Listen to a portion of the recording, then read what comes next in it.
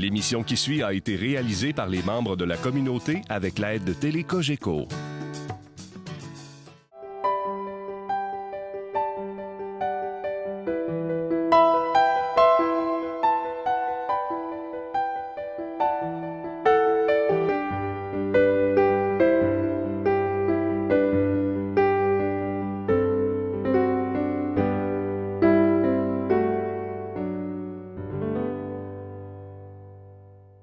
Bonjour et bienvenue à Signe d'Évangile.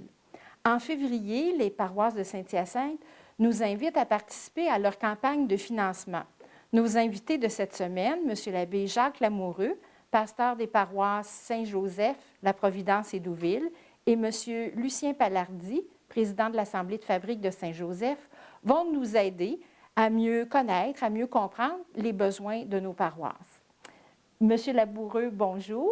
Bonjour. Monsieur Palardy, bonjour aussi. Bonjour.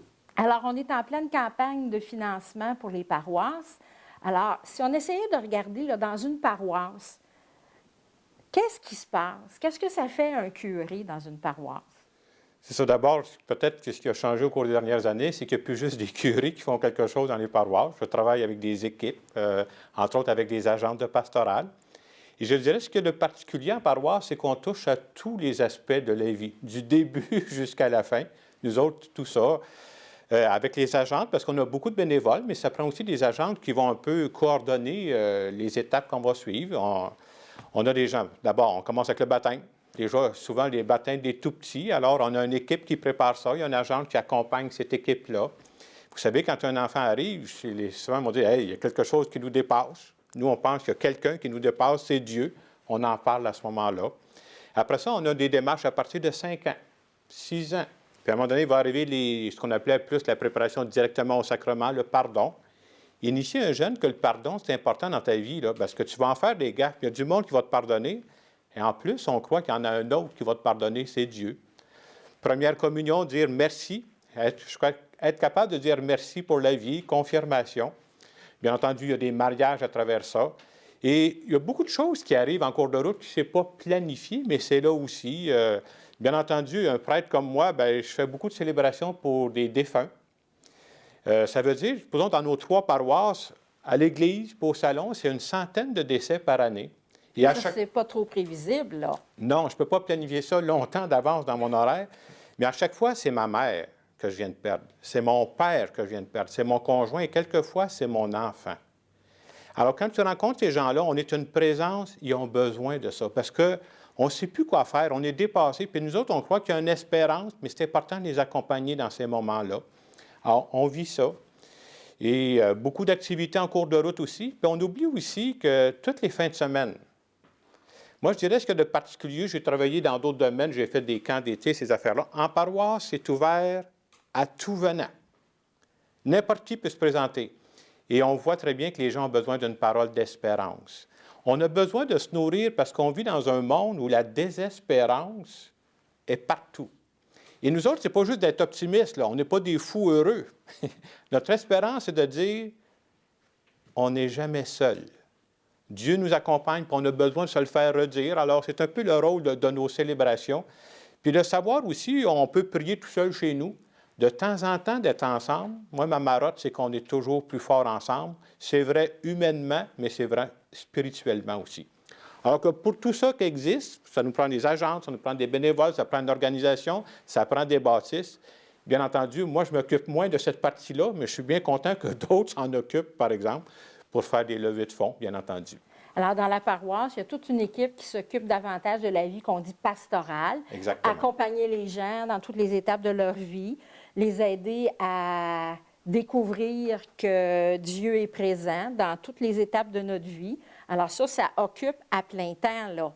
Ça occupe quand les gens se présentent, puis à tous les dimanches, bien, il y a aussi une partie de la foi qui est vécue là. Qui est transmise. Et comme je disais aussi, on entend parler de spiritualité. Aujourd'hui, il y en a différentes sortes de spiritualité. Nous autres, c'est le Dieu de Jésus-Christ. Et il reste peu d'endroits dans notre monde où on nomme directement Dieu. Nous, c'est nommé. Nous autres, on fait ça en paroisse. C'est le gros du travail qui est là. Et pour être capable de le faire, bien, ça va prendre un support financier et c'est là que M. Palardy, lui, commence à prendre une responsabilité très différente, mais tout aussi essentielle. Alors, vous êtes président d'Assemblée de fabrique. L'Assemblée de fabrique, qu'est-ce que c'est sa responsabilité? La première responsabilité qu'on pourrait dire, c'est de s'occuper de tout le patrimoine que chaque paroisse a. L'église, les bâtisses, ça prend des... Les biens qui appartiennent à la paroisse. C'est ça. Puis d'aider aussi, bien sûr, au niveau de la pastorale, bien, ils ont besoin de matériel, ils ont besoin... fait que c'est nous c'est l'Assemblée de fabrique qui va fournir les fonds pour acheter des biens, puis les salaires aussi, les assurances, parce qu'on sait qu'il y a beaucoup d'églises, bien, il y en a quelques-unes là, qui ont eu des accidents, des gros accidents. Il faut être couvert. Il faut être couvert raisonnablement. Fait qu'il faut voir... faut budgéter tout ça. Ça ressemble à quoi, le budget d'une paroisse? Le budget d'une paroisse... Il y a des revenus. Il y a des revenus, il y a des dépenses. Quels sont les revenus dans une paroisse? Là, on sait qu'il y a une campagne de financement. Ça, c'est des revenus, mais est-ce qu'il y a d'autres revenus? Oui, les revenus, c'est certain. Vous avez la capitation. Vous avez les dons aussi que tout le monde peut faire en tout temps. Vous avez les quêtes du dimanche. Les quêtes du dimanche. Nous, on a l'opération participation. C'est une autre façon aussi d'aller chercher de l'argent. Et aussi, on a un peu de locaux, donc on peut louer de temps à autre. On loue des locaux. Des espaces qui peuvent être, des salles qui peuvent être disponibles. Sur tous ces revenus-là ensemble, là, actuellement, on est en pleine campagne de capitation. Ça représente quel pourcentage du budget sur des revenus, la capitation? Est-ce que c'est important? La capitation, c'est entre 35 à 40 35 à 40 Alors, on ne peut pas se passer de ça. Là. Non. On a absolument on a besoin de ça.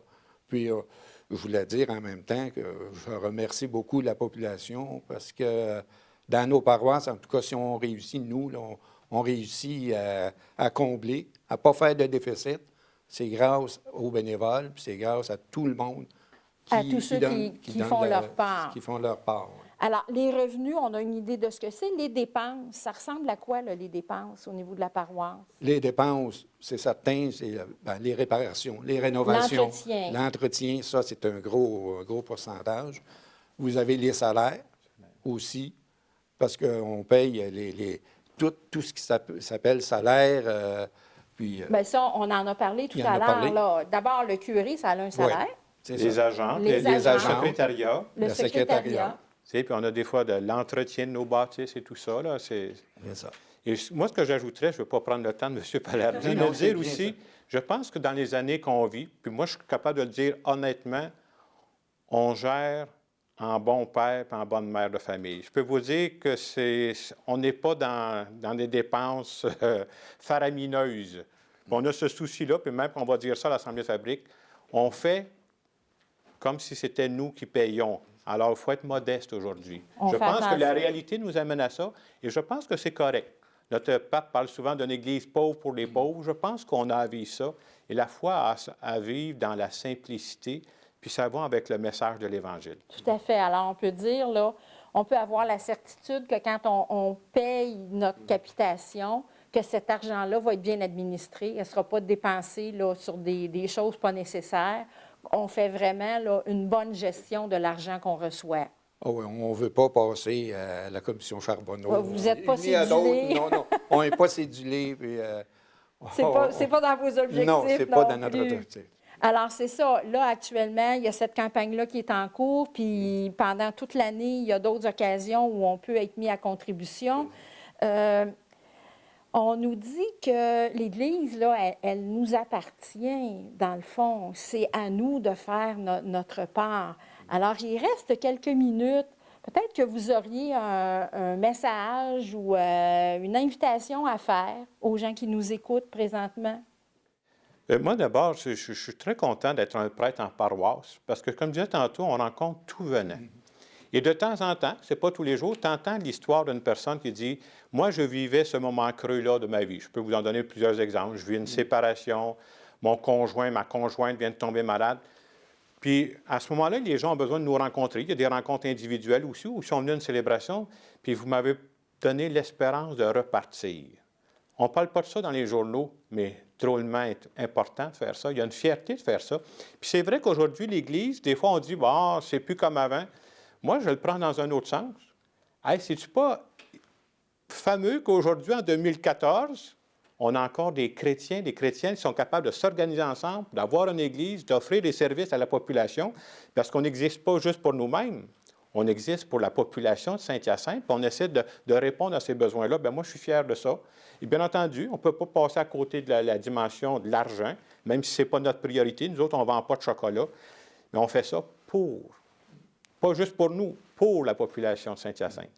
Puis, dans ce que j'entends là, il y a comme aussi une ouverture à dire, bien, vous faites votre part, vous êtes là avec une équipe, il y a des gens qui sont là comme agents de pastoral, mais il y a aussi des bénévoles, puis il y a encore de la place pour d'autres bénévoles. C'est ça. Puis il y a aussi des services pour les pauvres, je pense. On a à Saint-Joseph, à Providence, au sous-sol, il y a des ventes. C'est pas connu, ces affaires-là. Hein.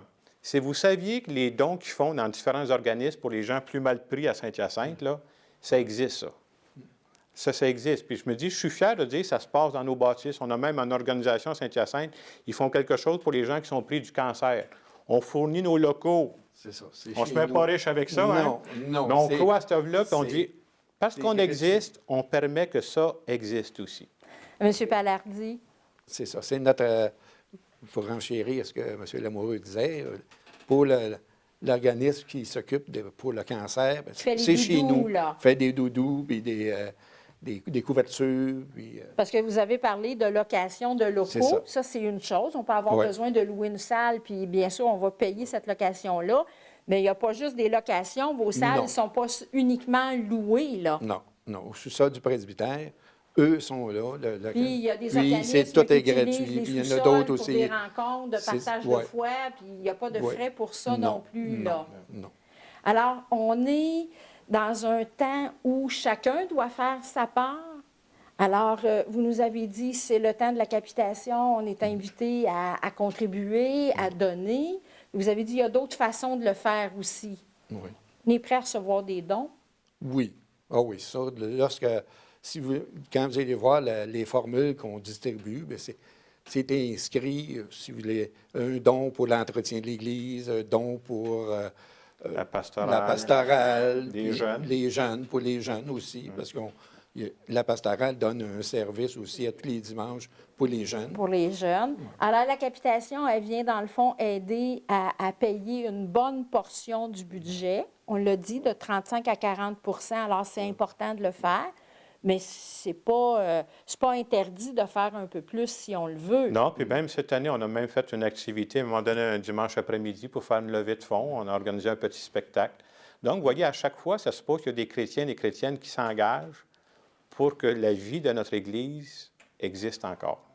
Alors, c'est comme ça dans vos paroisses, puis on est convaincu que c'est comme ça dans les autres paroisses de la ville. Chaque paroisse a sa couleur, ses choses. Mais ce qu'on a dit là, ici, ça recoupe sensiblement la réalité de l'ensemble des paroisses qu'il y a dans la ville. Alors, merci, M. Lamoureux, M. Palardy, de nous avoir donné un portrait un peu de la vie de nos paroisses, puis de l'importance de cette vie-là et de la nécessité qu'elle continue en contribuant à la campagne qui est en cours. Alors, merci à vous d'avoir été là. On vous remercie beaucoup. Merci à vous qui nous avez donné quelques instants de votre temps que vous avez partagé avec nous. Revenez-nous la semaine prochaine pour une autre rencontre de Signes d'Évangile.